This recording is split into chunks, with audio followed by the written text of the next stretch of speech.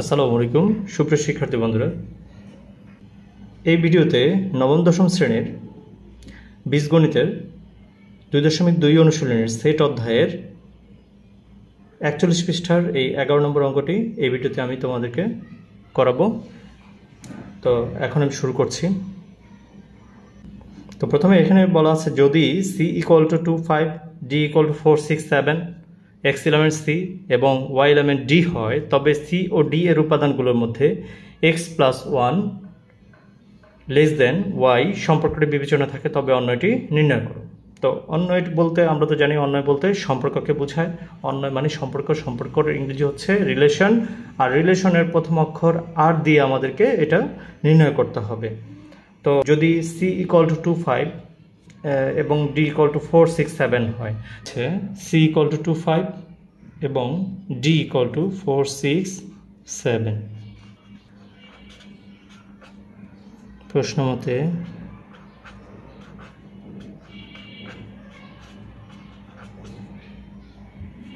r = second ব্র্যাকেটের ভিতরে x y such that x element c,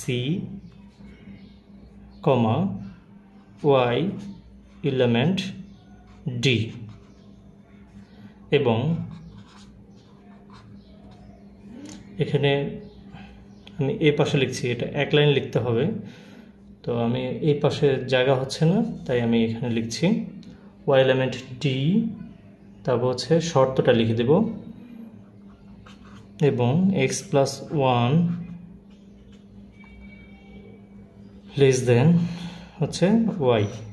এ হচ্ছে আমাদের প্রশ্ন মতে r =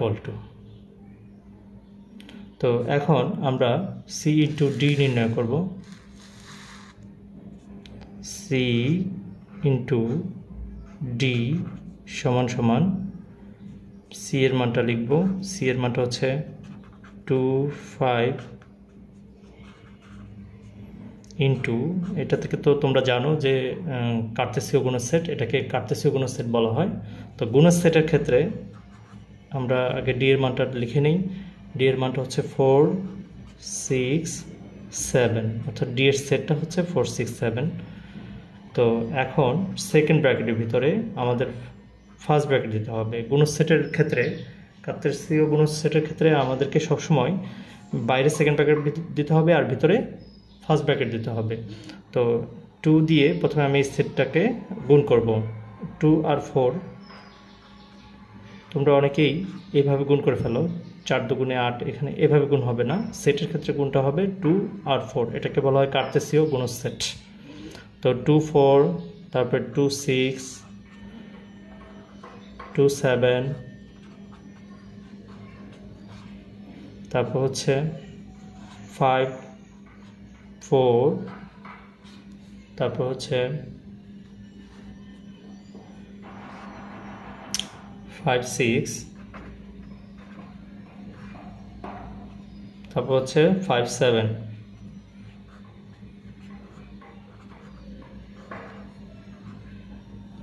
তো এই হচ্ছে আমাদের c * d এর মানগুলো আমরা বের করে ফেললাম। এখন c * d এর মানগুলো আমরা বের করার পর এখন আমাদেরকে বের করতে হবে r =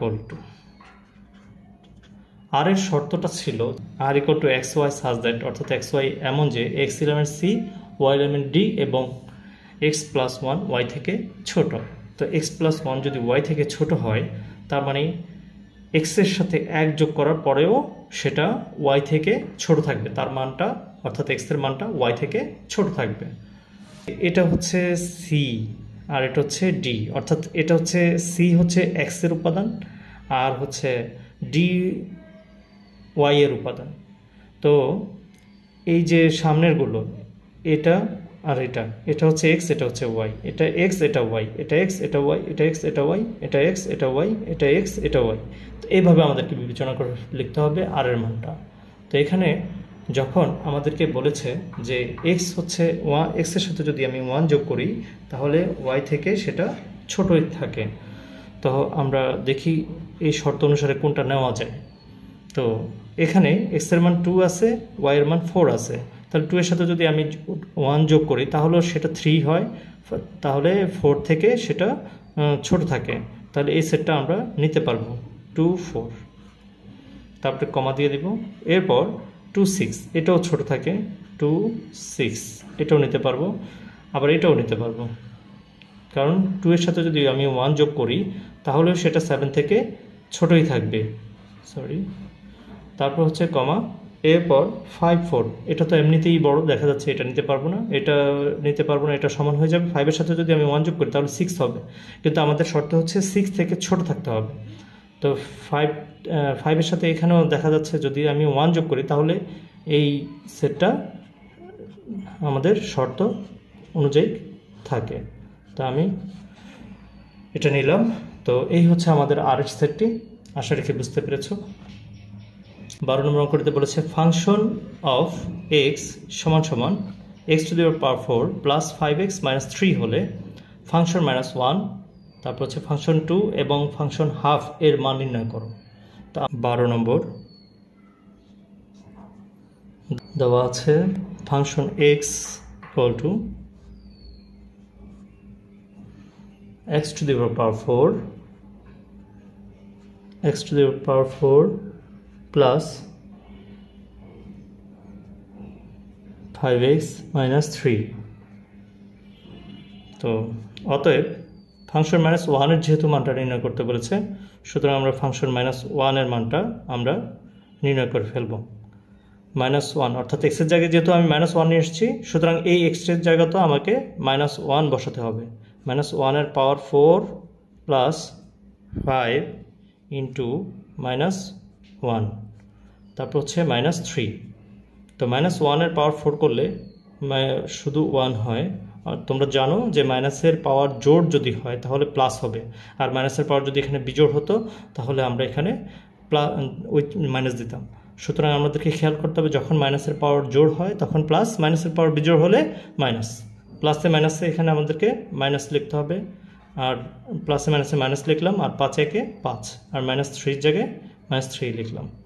তো এখানে 5 আর 3 যেহেতু এটার সামনে মাইনাস আছে এটার সামনে মাইনাস আছে, সুতরাং দুইটা সংখ্যা যোগ করতে বলছে, যোগ করতে হবে আমাদেরকে মাইনাস 8। তো মাইনাস 8 থেকে যদি 7 বিয়োগ দিই তাহলে আমাদের থাকতেছে হচ্ছে শুধু মাইনাস 7। আশা রাখি এতটুকু ক্লিয়ার তোমাদের। এরপর আমরা আবার দিয়ে আমরা নির্ণয় করব। এরপর আমরা আবার লিখব, আবার ফাংশন 2, এরপরে ফাংশন 2 এর মানটা বের করতে হবে। 2 এর পাওয়ার 4 প্লাস 5 ইন্টু 2 মাইনাস 3। তো এখানে ফাংশন 2 এর মানটা 2 এর পাওয়ার 4 করলে হচ্ছে 16, তোমরা ক্যালকুলেটরে দেখে থাকবে, সরি। 2 এর পাওয়ার 4 করলে 16 হবে, 16 লিখলাম। তারপর হচ্ছে প্লাস 5 দুগুণে 10 minus 3।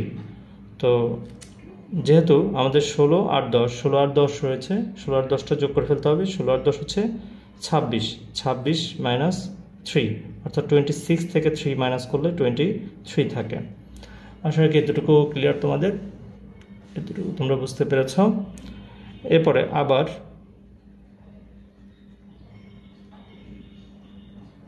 Function half equal to, এখন x এর জায়গায় আমাদেরকে হাফ বসাতে হবে, অর্থাৎ হাফ এর পাওয়ার 4 প্লাস 5 ইন্টু হাফ, তারপর হচ্ছে মাইনাস 3। 1 এর পাওয়ার 4 করলে 1 হয়, আর হচ্ছে 2 এর পাওয়ার 4 করলে 16 হয়, তারপর হচ্ছে প্লাস 5/2 মাইনাস 3। এখন 2 আর 16 এর লসাগু হচ্ছে 16 কাটা 1 থাকে, প্লাস 2 দিয়ে 16কে কাটলে 16কে যদি ভাগ করি তাহলে 8 থাকে। 2 দিয়ে 16কে ভাগ করলে 8 হবে, 8 দিয়ে 5কে গুণ করতে হবে, 8 আর 5 গুণ করলে হচ্ছে 40 হয়। তারপরে মাইনাস 3 সাথে এটা সরাসরি গুণ করে দিবে, 3 16 48 অর্থাৎ 48।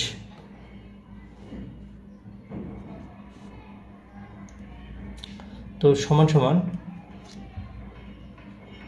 48 40 আর 1, এই যে 40 সামনে দেখতে পাচ্ছ প্লাস আছে আর 1 এর সামনেও প্লাস আছে, সুতরাং 40 আর 1 যোগ হবে 41 মাইনাস 48 ডিভাইডেড বাই 16। তো এটার রেজাল্টটা আমরা এখানে লিখে ফেলি। 48 থেকে যদি 41 মাইনাস করি তাহলে আমাদের থাকতেছে হচ্ছে -7 বাই 16। সুতরাং আশা রাখি তোমরা অঙ্কটা বুঝে গেছো। 48 -16 -7 বাই -16। তো এই হচ্ছে আমাদের 12 নম্বর অঙ্ক।